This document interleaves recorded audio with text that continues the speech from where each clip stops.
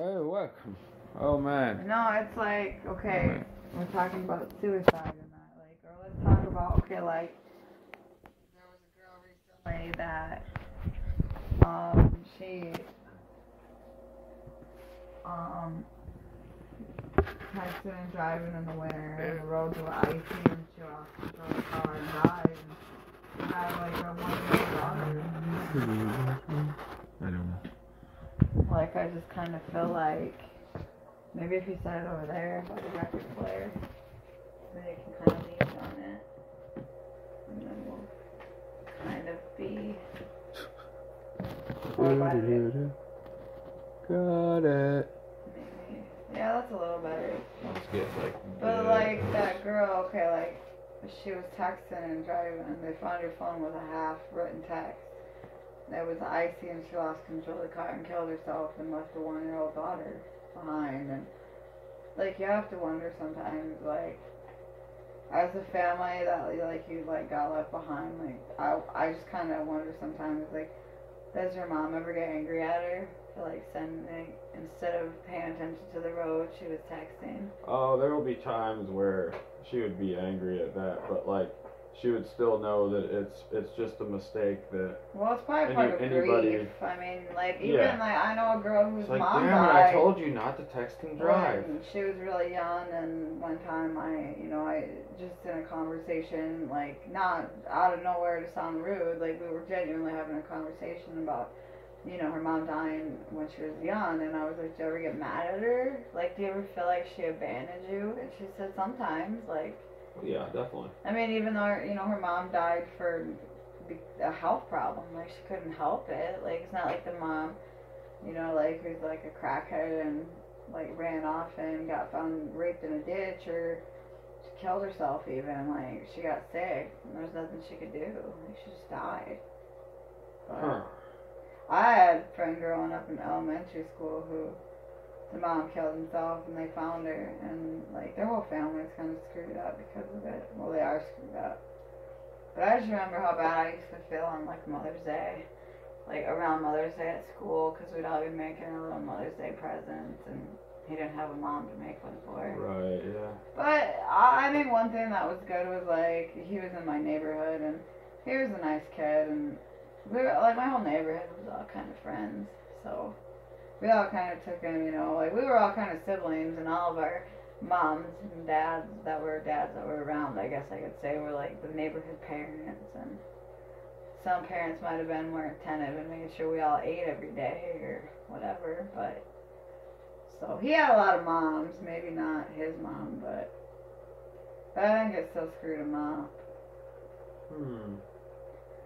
But I just wonder, I mean, I just think about that kind of like suicide, or people who drink and drive, like it's considered a selfish thing, but in some ways, like in my situation right now, like I'm not that good to many people. Like I'm costing people probably more, like at times, like with how I put things online and I basically pay, but I should be out on my own. I should freaking be doing something more. Well, yeah, but that's what you think. So like that's what society says, even though it's not necessarily. But what you don't really got to worry about society. You just got to worry about the people that care about you. And yeah, but I mean, when my mom and stepdad genuinely like do want me out, it's not like they're just like. Yeah, stay but here they as long as want you to get a steady, stable income enough to where you can have your own place, and there's nothing wrong with that. That doesn't mean that you're worthless and that. Well, right. I mean, I'm just saying that I'm like I get maybe like your mentality, and when a person who has that mentality gets into a dark, depressive part, it is easy to convince yourself that I'm a burden, or if I was gone, they wouldn't have me to stress about. But then that would be like a whole nother. I mean, think about if it was your kid and your kid killed himself. How would you feel the rest of your life? Right. No matter why they did it. My thing is that if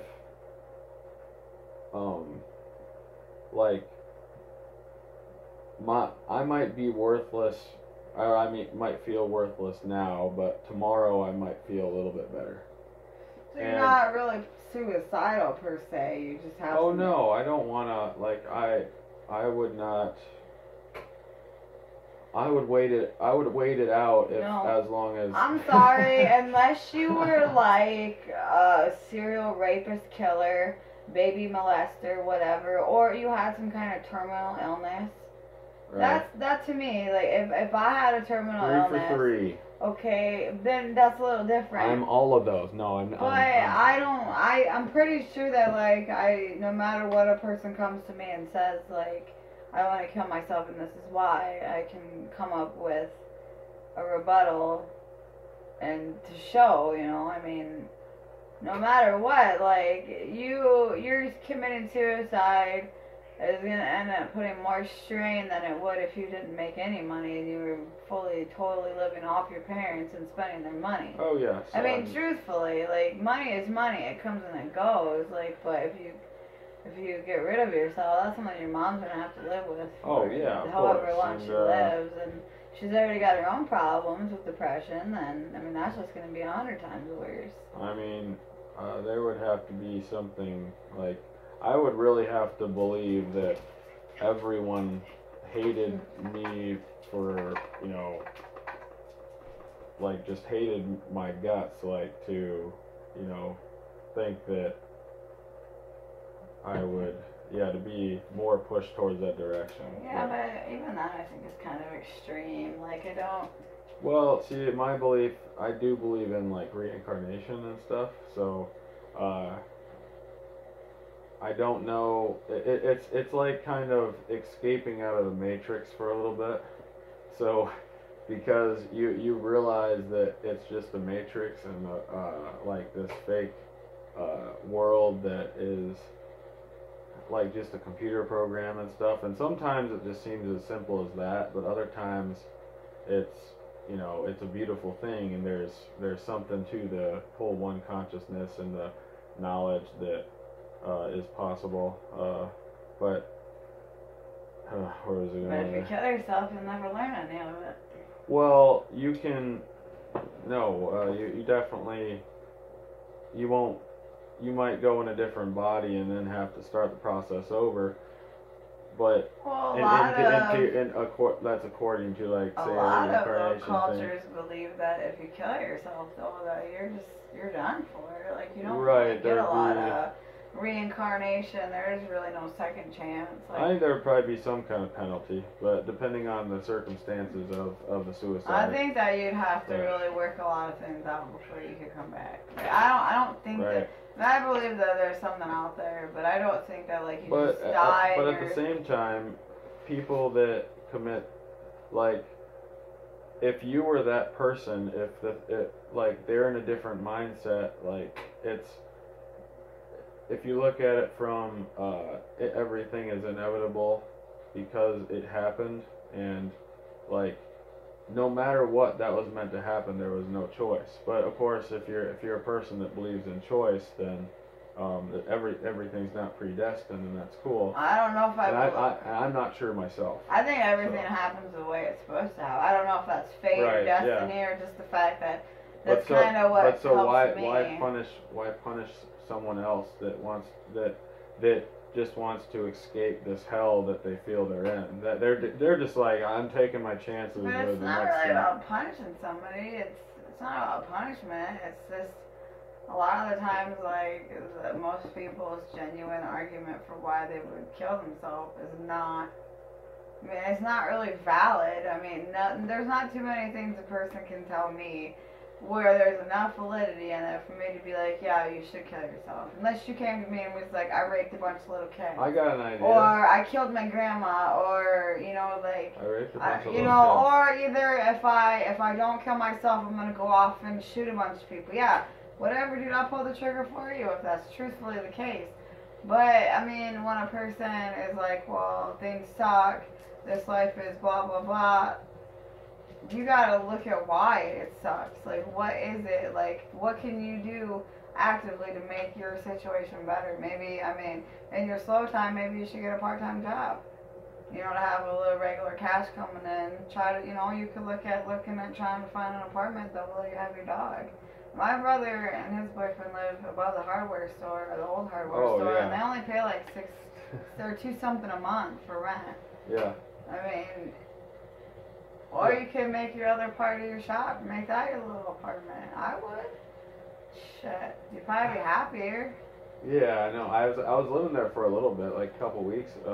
I just went back and forth to my mom's place for the shower. If I actually install a shower in there, it would be perfectly fine. But like, it needs a new water heater right now, and so whenever I save up $600. Well, like you said, it's going to be eventually, if it ever gets nice out. Yeah. We should be able to start making some money.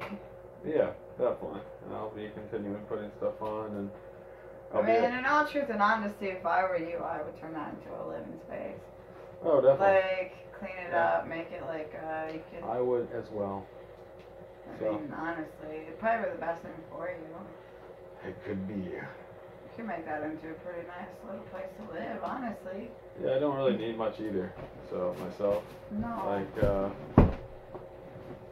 I mean, especially if I just have a phone that has a frickin' TV and stuff, you know, like, there's nothing... Yeah, I don't... There's nothing more you need. Oh, and you have your pool. Didn't you get a microwave put in there? You could even get a stove, I'm sure. You can find all that shit for cheap. You know where to find that kind of stuff. Yeah. I mean, really. Exactly. You could probably even find a shower. Not that Taking a break. Thank you.